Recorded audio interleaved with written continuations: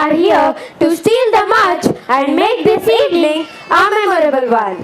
Yeah, Indushri, great to hear that we are celebrating 5th daylight Sambrama. Yes, Preran, thinking of that, even I'm also getting excited. What is this attire you are wearing, Indushri? This is one of the traditional outfits of Karnataka. I think it indicates some Lakshana. Before I tell you about that, let's start with this amazing Sanskrit verse which speak about Pancha Lakshanam a Vidyarthi must have. Kaka chesta bakodhyanam shwana nidra tathaiva cha alpahari grihatyagi vidyarthi pancha lakshanam. Vidyarthi. Vidya means knowledge and Arthi means one who desires knowledge. Vidyarthi, one who desires knowledge, should possess Pancha Lakshanam. The first one is Kaka Chesta. Kaka means crow and Chesta means effort. Kaka Chesta means effort of a crow. Yes, Preran. All of us in our childhood read the story of a crow which was extremely thirsty and flying around looking for some water. The crow found a pitcher of water and landed itself on the rim of the pitcher and found there was water which was at the very bottom and there was no way the crow could drink it by putting its beak inside. The crow started thinking what should be done and it came across a brilliant idea. It started picking up in its beak tiny pebbles and putting them inside the pitcher. Pebble by pebble by pebble. The crow kept working hard until the level of the water rose way up to the rim of the pitcher and the crow quenched its thirst. Here, we only think of intelligence of crow, but we should focus on patience, hard work and effort, which help the crow succeed in its work. Yes, ladies and gentlemen, if we have to work on our lives, if we have to truly bring out what is within outside, we have to go through some painful sharpening of kakachesta and hard work.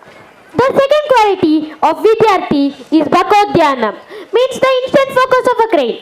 When one looks at the crane standing on one leg, completely focused into the waters, the crane with one pointed attention is looking at the waters as the fishes are swimming. The crane will allow the small fishes to swim around and not be satisfied with them. The crane will focus and wait for the big fish to come. If the crane settles with the small fish, it will lose the big fish. If the crane wants the big fish, it has to allow the small fish to pass by. Similarly in life, we should allow the small things to pass by. We should not be distracted by the little things. Sometimes there will be interpersonal issues and conflicts.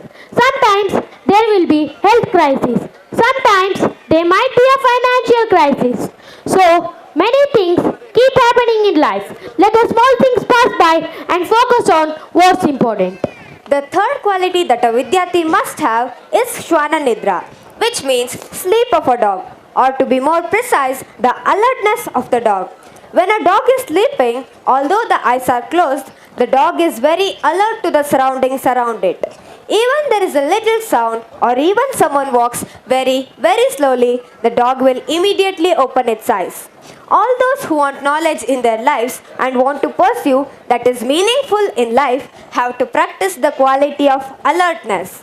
There is a lot to learn in this world. From people, from objects, from situations, from surroundings. We will only learn when we are alert. The fourth quality that a Vidyarthi must possess is Alpahari. Ahar in Sanskrit means food and Alpa means less. Alpahari means that a Vidyarthi, one seeking knowledge, should eat less. What do you mean, Preran? Are you telling every Vidyarthi should eat less? How come? Now, this is not what is implied by these words though. Can you please elaborate it? We have varieties of ahar. Like, for our tongue, we have food. That's the ahar. For our ears, we have music, talks. That's the ahar. For our eyes, sights, people and beautiful panoramic scenery is the ahar. So, for each of the senses, there is ahar. And when these words say that a Vidyarthi should be Alpahari, it means whatever inputs you give to your senses actually goes and make a very deep, indelible impression on our inner system. In Sanskrit, that is called sanskara. Sanskara means that indelible impression which sensory inputs leave on our minds. Oh, that means we should be very careful to choose those sensory inputs which are of value and things we want our mind space to be filled with. Exactly. Do not subject yourself to the unwanted things in the world around us. Your mind space is meant and reserved for the most valuable things. And the fifth quality that a Vidyarthi must possess is Grihatyagi. Griha means home and Tyagi means to give up. In the ancient eastern world of India, students would leave their home at an early age and go to study under their teachers or gurus in the school which was called Gurukula. Grihatyagi means leaving home to go in pursuit of knowledge.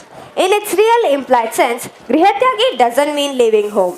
It means leaving our comfort zone. If we are living in our comfort zone, as our home represents the comfort zone, so if we are going to live in our comfort zone, there is no question of pursuing that which is of true value. Therefore, Grihatyagi refers to coming out of the comfort zone, which means no pain, no gain. And thus, these are the Panchalakshanam.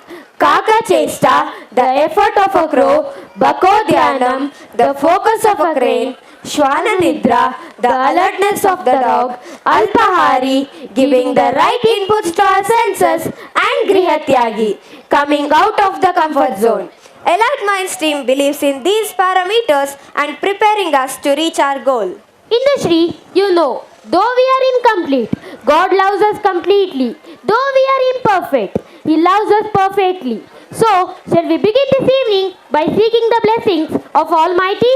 Yes, Preran, I completely agree on it, and that's why me and my friends are dedicating this first performance to the Almighty.